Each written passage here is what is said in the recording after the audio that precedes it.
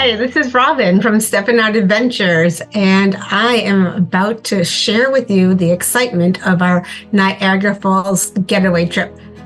It's an awesome trip. It's so much fun. So listen in and get some more details, and I'm hoping to hear from you soon.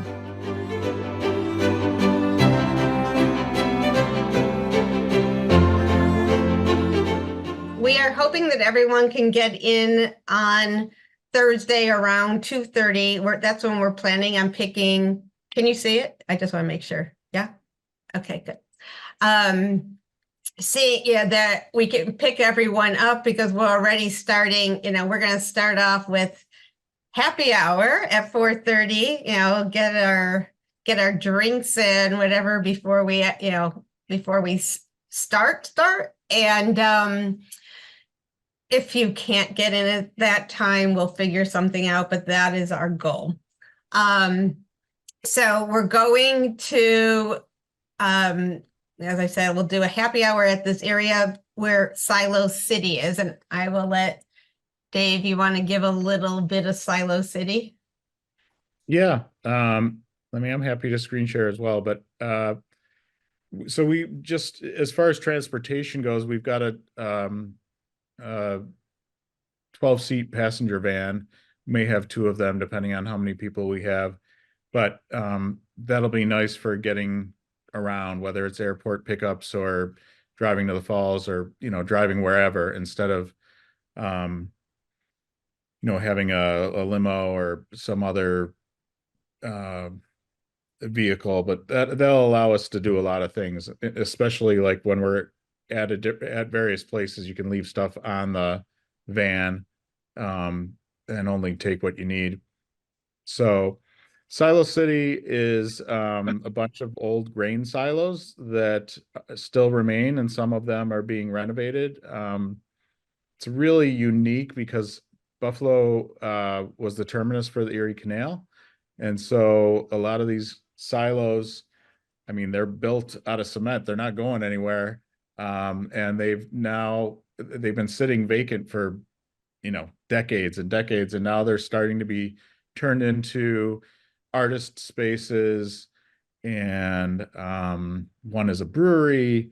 And there's just all kinds of stuff that are happening around these areas as they start to be renovated and repurposed.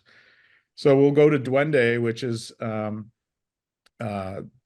interesting cantina kind of bar, and that's where we'll have a happy hour. And it's an unusual setting. I think people find it very unexpected.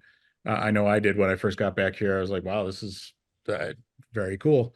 And it's right on the Buffalo River.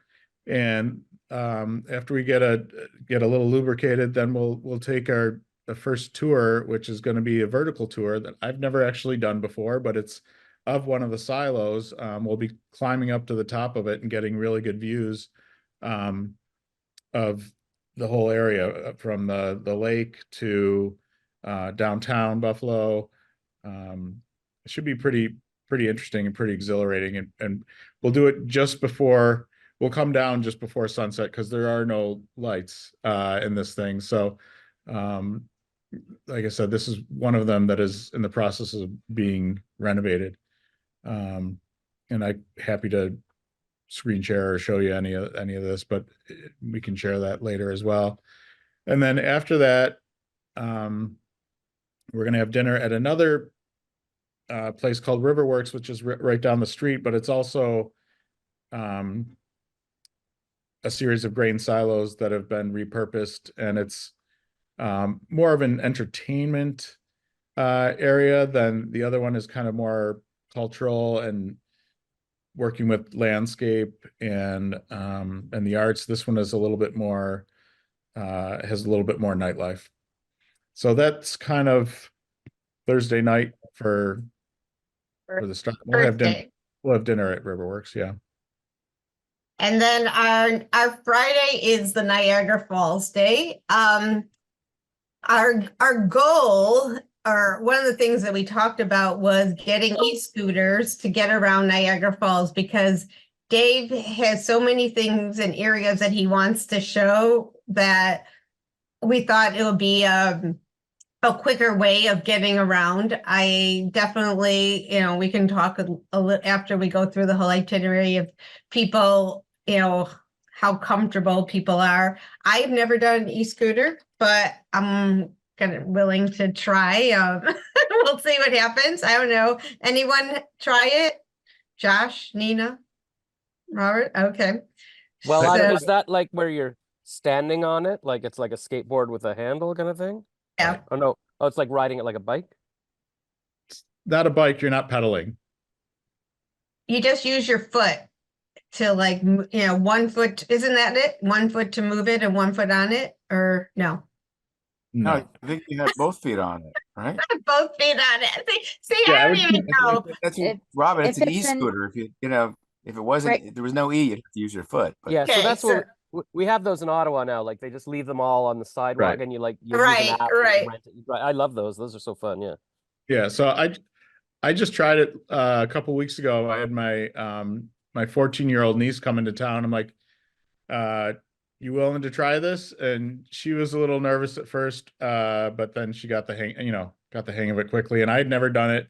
And you push off once. You get a safety lesson to start with, and there's helmets to wear if you're nervous. But basically, the throttle is just where your thumb is on the handlebar, and there's like 3 different speeds. The slowest speed is really slow. Fastest speed is pretty fast. Yeah, as Robin said, there are a lot of areas that I'd like to cover. Walking, and part of this is hopping on and off the scooter. So we'll park all the scooters in one area. Somebody will watch them, and then we'll, go and walk a little bit around the falls or around the whirlpool or around Devil's Hole or around any number of, there's probably a dozen stops. There's scenic views everywhere. So we'll kind of strategically plan on hopping on and off, and also some bathroom breaks, obviously. But it seems like the scooter is kind of the best way to get around, to cover a lot of area. If people are not comfortable, then we can try to make alternative plans, maybe just walking. But if everybody's willing to give it a go, then that would be great. Yeah, so we're excited about that. And then, so we have a lot of areas to cover in the morning, and then after lunch, the afternoon is your choice of getting into the falls in one of two ways. Either I'm going to say Josh is going to do the adrenaline junking, because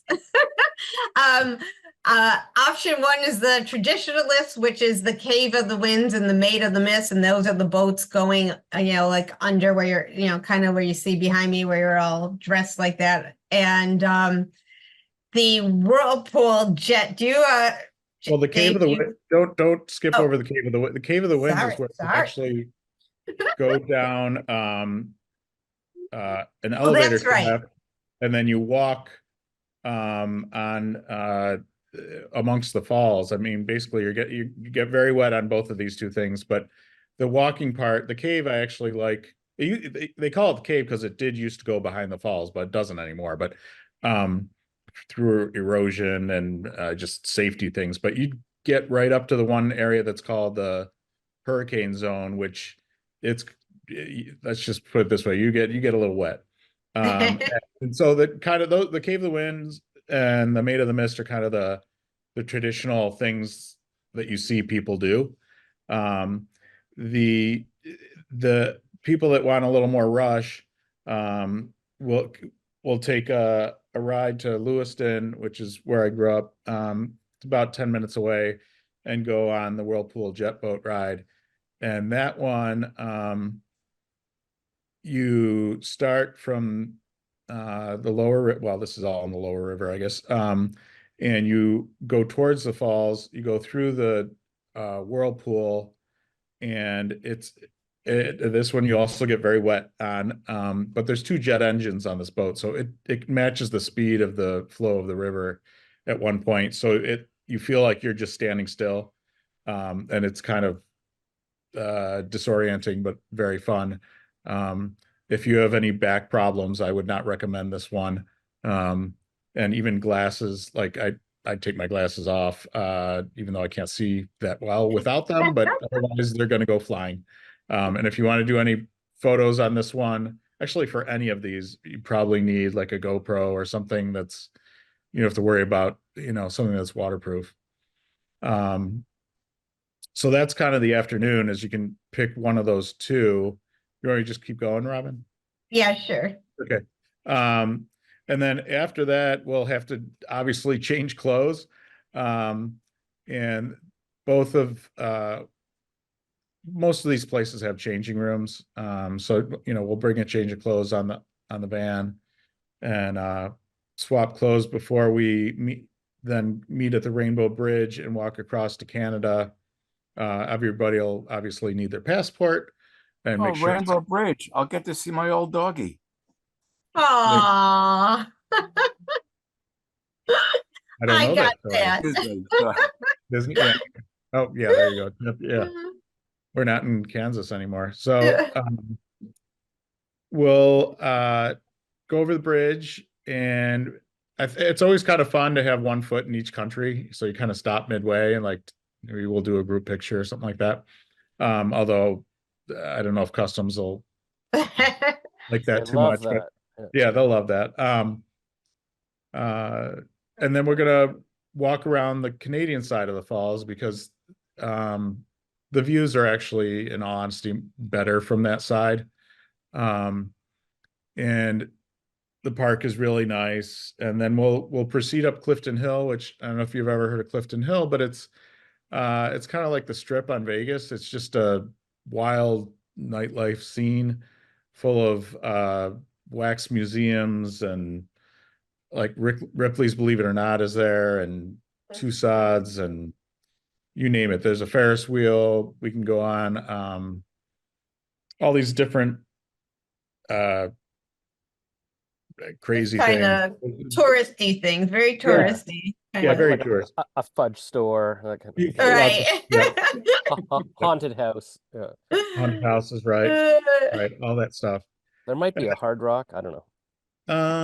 Maybe not. I'm just. There's a Hard Rock on the American side. There's something with a big guitar. I feel like some kind of rock and roll Hall of Fame or something. I don't know. I think Probably. Maybe it's just a fever dream. I don't know. Yeah, so then we'll end up at Josh, you've probably heard of this place like this. We're going to dinner at the Keg. You don't have the Keg in the States? No, we don't. Oh, No. wow. Yeah, and this one is right at the falls, so we can see the falls from the restaurant. It's pretty special. It's it's a nice place, and it'll cap off a nice day. And we'll have dinner a little bit later because we'll stay, because they do fireworks. We'll be able to see the fireworks from the restaurant. Yeah, I'll bring snacks for you guys at 5. We'll get the fudge. Get the fun, yeah. So that kind of caps off Friday. It's Niagara Falls all day on from every angle. Yes. Excuse me, pardon me, I can't see the last line there at 10:30 p.m. very clearly. Does that say shuttle back to Buffalo or shuffle back to Buffalo? You know what? That's really funny. I thought it said shuttle, but it does look like shuffle. It so is shuffle. We're gonna shuffle back. Very clever. We'll be dancing back. That's right. So then on Saturday we have, this is kind of the Buffalo day of getting I'm sorry, can I ask a quick question? So dinner at the Keg is on the Canadian side? Yeah. And then when we watch the fireworks, are we still on the Canadian side?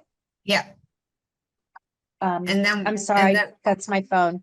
I may have to scoot. Sorry. All right, no problem. We'll get back to you if we have to. Yes, and then we'll get back, cross back over the bridge and then we'll get you home. So it is a long day, but the next day is, I would say, a little less, although it's our Buffalo Day. So they have a great farmers market that after breakfast we'll go over there. And then we have a very fun bike tour, which is also kind of a food tour because we're going to stop at little places. It'll be lunch because we're going to stop at different restaurants that I'll let Dave, you want to go with Yeah. that? Tell a little bit Yeah, about that. so, yeah, the Buffalo Bike Tours offers, I think there's 6 different rides, and we're kind of customizing a little bit of each ride, whether it's history, food, culture, art and architecture. We're kind of doing a best of ride, and we're not going quickly, and we're on. Buffalo's finally started to develop a pretty decent series of bike lanes and pedestrian pathways. So this will also be a little bit of jump on, jump off. We'll go to a place called the West Side Bazaar, which is it's kind of a incubator startup for a lot of different restaurants from the immigrant population. So I think there's 6 or 8 different restaurants within this one area that we can taste, and also obviously chicken wings. And as far as history, we'll do the 1901 Pan American Games, go by the grounds there, and we'll go by Delaware Park, which is part of an Olmsted designed park. It's just chalk. This guy, the guy that runs it is a good friend of mine, and that's why we're being able to customize this. So, whether it's music or history, he started with a thing called the B-side ride. So it's kind of the flip side of the predominant narrative. So it might tell it from the labor side of things, or from the indigenous standpoint, or from people of color background, so it's not your typical bike ride. And from this, I've actually learned whenever I travel now, I take in a bike ride wherever I go, because the people that run those tours typically are exceptionally knowledgeable. So I think that'll be a really good overview of Buffalo. And it again, like I said, it's not going to be breakneck pace or anything. So I think that'll be a good tour. Yeah. And right now we have slotted afterwards, so we really wanted to kind of see if we could add like a volunteer project. We still have not put it down. So either that period of time, hopefully we'll get something, because I do like to put in some giving back in all my trips, but it's been a little harder to pin down because we do have such a tight schedule. But something will be in that, or you'll just explore some area that, some different place.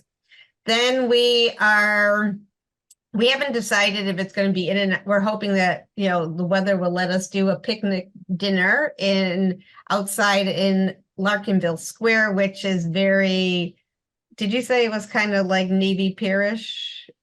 No, that was Riverworks. That was Riverworks. Okay, I'm getting confused. That's all right.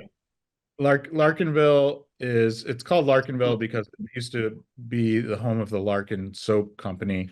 And the guy that ran the Larkin Soap Company was Darwin Martin, and there's a Darwin Martin house here in Buffalo. It was designed by Frank Lloyd Wright. So it has a storied history, and it's another rejuvenated area they've been saying Buffalo's been going through a renaissance. So these different areas that we'll be visiting are all part of that renaissance movement.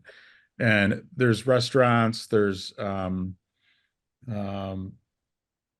different amenities that we can take advantage of. One of which is this kind of covered area that has tables and chairs.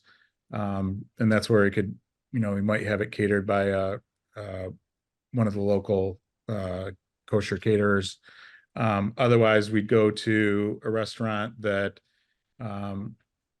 is an Italian restaurant that they cater to most of the movies when they come into town. So one of those two places, either way, it's going to be very good food. It's going to be very good food the whole time. So Yeah, I was gonna say Dave is my foodie friend, so I wouldn't put it past that. I know that we will have good food wherever we're going. Yep. And then we found out that there is the jazz festival that weekend, so we thought that we'd end the evening by going to the jazz festival. And then, it's over around 9 or so. So that afterwards we'll, as I said, either check out the bar scene or collapse back in the hotel. Our morning there. Let me add in there, Robin. Okay. Where the hotel is, it's right on Chippewa and Delaware. And Chippewa is kind of the night scene. It's got all the bars and restaurants. I don't typically go over there all that much because I'm not in college, but there are still some places that I would go to because they have good music venues, and there's a couple. I mean, the food scene is still good. It's just I don't know how late everybody wants to stay up, but we could play the after jazz fest by ear. Right. And then so the morning we're kind of start on Sunday starting a little later. We are out late or whatever, we can do something earlier if people want. But Delaware Park Terrace is another really great place, and they don't open until 11. But so we really wanted to do that. So we're putting, brunch like at 11. And then the biggest garden walk in the country is in Buffalo. And it is happening during that weekend. So we thought we would take like a segment of that and check out some of the gardens, as well as, seeing other places that we're walking around. And then we have it, that we'll start the shuttle back to the airport around 3. So I wrote in here that, make your departure after 5. If people are having trouble with that, I was looking up most cities to see what, and there were, for the most part, it was pretty decent in the evening from Buffalo to some of the main cities. But if people want to get back earlier, we can do 2 shuttle runs, one a little earlier, from the garden walk or whatever. So I am going to stop sharing. I see Debbie joined us. Hi, Debbie. She's driving. You're a passenger? I'm passengering. Okay. Hey, how are you? Good. How are you doing? Good. So, I know you just came on and you probably heard a little bit of the itinerary, but before we started, we did ask people to say, who they are, where they come, where they're living right now, and what might have intrigued you about this itinerary. So, Debbie Binder, I live in a suburb outside of Detroit in West Bloomfield Township. And I think Niagara Falls is close. It's actually not that far for me, and I haven't been in years. So it was something I can do. And I think, Robin, when I talked to you, it was going to be dependent on if I could consider it, if I had an opponent in my campaign for township clerk. And I am in the fortunate position of running unopposed now, which I don't know. I don't know if it's a statement that I'm doing a good job or that no one wants the job. I have a feeling it's the latter. But in the meantime, it does make it that I can consider it as an option. So I would love to join. I've been watching the group and seeing some of the things you do, and I would, love to get involved.